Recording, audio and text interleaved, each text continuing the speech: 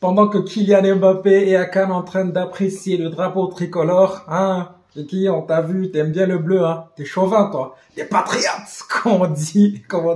Nous, on est là, on bosse, on charbonne, Liki. Oh, j'ai charbonné pour trouver les meilleures cotes hein, du week-end. Vous connaissez votre gars, dès que vous voyez votre gars apparaître, ça veut dire qu'on va se régaler sur les cotes encore ce week-end. Je vous ai préparé des trucs aux oignons impeccables. On va tout de suite commencer dans au Real Sociedad. C'est au Pays Basque, Real Sociedad qui va recevoir l'Atlético Madrid. L'Atlético Madrid de Diego Simeone qui n'ont pas fait une trop bonne saison cette année. Ils ont fini 4e derrière Girona. J'ai toujours du mal avec les noms des équipes, les gars. Il faudra m'aider un jour. Bon, l'Atlético, en tout cas, ce qu'on sait cette année, c'est qu'ils n'ont jamais perdu 2 fois d'affilée. Pour être tout à fait transparent avec vous, je suis parti sur Atlético au nul.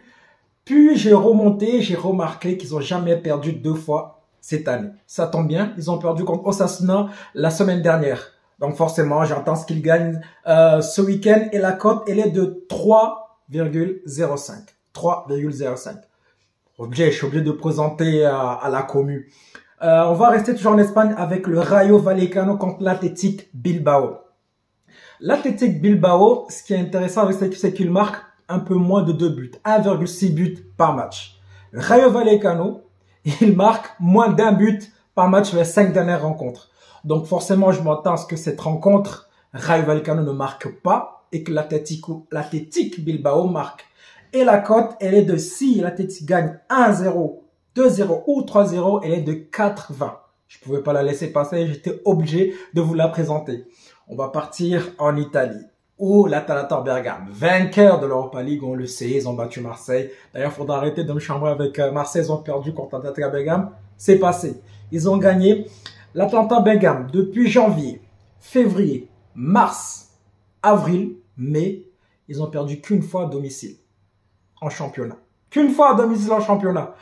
Et là, il joue contre Torino, donc j'attends que Atalanta Bergame aussi gagne. Et là, on a une cote de 3,15. Les rebelles de Dallas, on est passé aux États-Unis, si vous entendez Dallas, c'est qu'on est passé aux États-Unis. Les rebelles de Dallas sont en train de éclater les loups de Minnesota.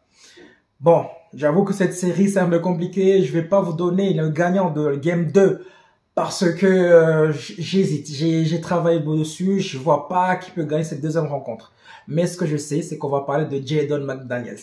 Jaden McDaniels, écoutez-moi. Le Game 6 contre Denver, il a marqué 21 points. Le Game 7, il a marqué 23 points. Game 1 contre Dallas, il a marqué 24 points. Donc 21, 23, 24. S'il marque 25 points ce soir, la cote, elle est de 10.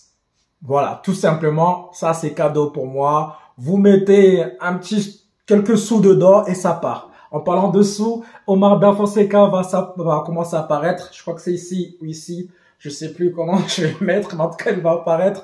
Et il va vous aider pour vous donner un petit bonus de 100 € pour vos premiers paris qui sera doublé, sûr à côté. Mais en tout cas, Omar Da Fonseca va vous aider pour vos premiers paris. On va terminer cette vidéo avec le Grand Prix de Monaco. Le prestigieux Grand Prix de Monaco. Je vous parlais la semaine dernière, évidemment, les Red Bull sont en train d'être challengés par 2 autres écuries, McLaren et Ferrari.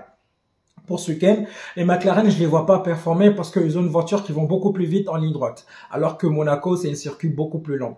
Dans les virages, les Ferrari sont meilleurs que dans les lignes droites. Comme c'est un circuit à beaucoup de virages, je vois bien les Ferrari performer. Je dis pas que Red Bull va pas performer, mais je vois bien Ferrari performer. Ferrari, je parle de Ferrari, je parle pas de Carlos Sainz. J'aime bien Sainz, je sais qu'il y a des fans de Sainz, mais je parle évidemment de Charles Leclerc qui joue à domicile, le Monégasque. La cote de Charles Leclerc, s'il gagne le Grand Prix, elle est de 5,25. Tout simplement. Voilà. On va s'arrêter là. N'oubliez pas que parier reste un plaisir. Le plaisir interdit aux mineurs. Quant à moi, j'aurai le plaisir de vous retrouver la semaine prochaine. À bientôt. Ciao.